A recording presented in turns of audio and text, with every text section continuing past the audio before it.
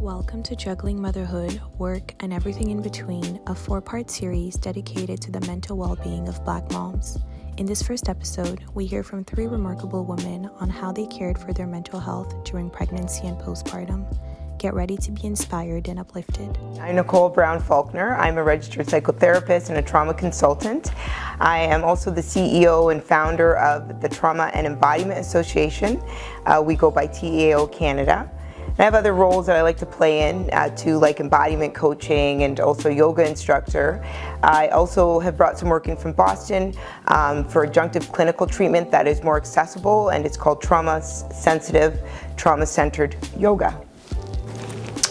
Hello, I am Chioma Janelle. I am a mother of 2 beautiful kids. I have a private practice that I'm starting in Inner Compass Therapy. I am a community leader that supports different initiatives within the community. And yeah, that's a little bit about me. And I am Laura Mae Lindo. I am a mommy of 3.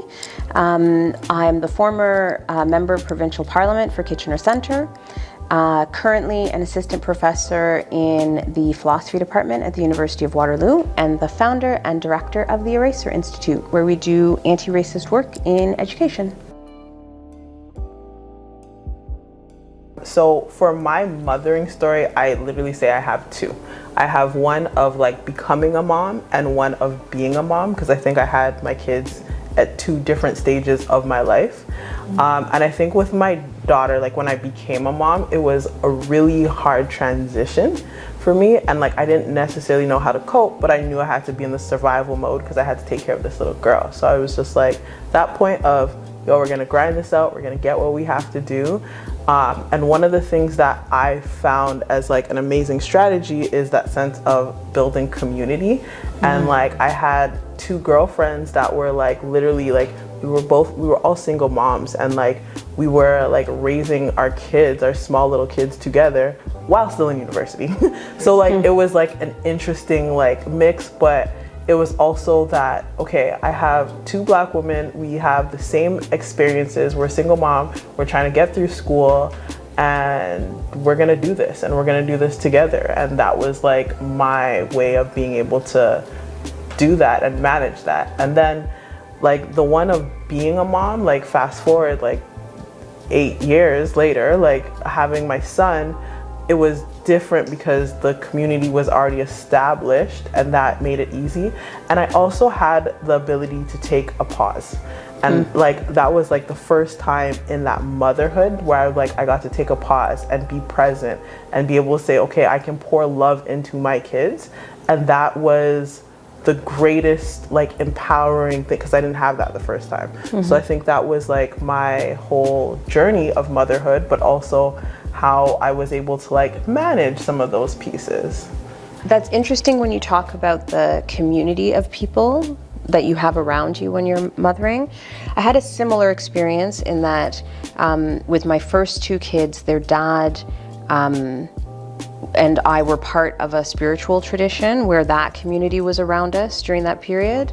But after my first was born, 3 months after she was born, he was diagnosed with leukemia.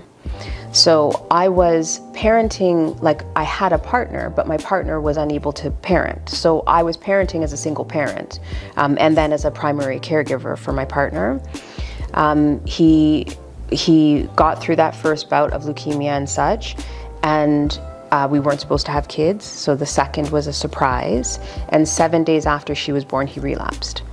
And so my parenting journey with my first 2 kids was through trauma, and it was so fast, like everything was happening so quickly that I couldn't even be present like as a new parent, but I had to be. And I had to have some pretty difficult conversations that I don't think that you typically anticipate having. Like you're going to talk about how you're going to navigate potential death with little people. We talk theoretically about that sometimes when it comes to like raising Black children in an anti-Black world, and how you have those conversations, but we were actually facing mortality in a real way. So I made some decisions about how open I was going to be, which was different than, for instance, how I was raised. Not to be there wasn't any, not to be mean or anything or offensive to how my parents raised me, but the reality was I'm first generation. My parents are from Jamaica. They were trying to raise us under a whole different set of circumstances, but illness to that extent was not part of it. So I had to rely on community for the mothering in that place. And then my third child came well after. He's now 8.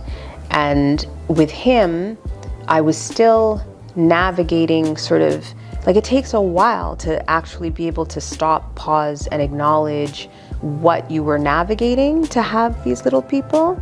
And so now he's there, but then there was a whole gender thing where I had 2 girls, and when he came out, I was like, what is this? I'll be honest. I was like, what are you doing? Like, just sit there, because my other kids just sat there when, you know, they needed to. But so it's been a wild little adventure, but it's been non-stop. And so to have an opportunity to sit with other Black mothers and talk about it, and I'm also now a single parent of the 3, is quite a blessing.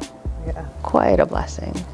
For my story, like even listening to both of you, I have said this over the last couple of years, is I always wished that my mother healed so that she didn't project the hate that she had of her story onto us and onto me, because when I'm a mom of 4, and my first, well, she'll be 28, I don't know what was happening. I was in a fog, but also I was in my mother's story. Sometimes I think in hindsight. And so I parented the way that, and made my way into relationship the way that I saw. It was normal. And I guess it's what they call intergenerational trauma, right? Like you just take that helplessness and you bring it into who you are, or who you think you should be. So I was in a very abusive relationship off the hop, with my first 2 girls, so 28 and 24 now, well 25. When I look back, I'm like, what was that? And that's where that statement comes from. It was all survival. I was just strong, and in fact, I don't even remember letting my children feel anything. It was like, it was very unconscious. And then I got married when the girls were 6 and 4-ish. And then I have 2 boys, they're 19 and 17 now. But also, by the time the boys were about a year and a half, 3, I separated from that. For a couple reasons. I don't know, like I didn't know what love felt like. The way it was stored in my body didn't feel like that. And so I wasn't safe in it. And also I have a very strong rooted survival. So I'm very strong. And so it meant that I thought anyone beside me has to be stronger, because how can I lean in if not? And so my children witnessed, having children, they probably witnessed just strength until I decided to heal. And now as a mother, I am very conscious of my healing, and I'm very conscious actually, like when my body's in a reactivity and when it's responding, so that I am also not passing on anything into the children. And empathy goes a far ways. I can look at my children who are 28 and 24, they get exhausted of me. They say, okay mom, we know you're sorry. But I say, you deserve better. I wasn't conscious then, I am now, and you deserve better.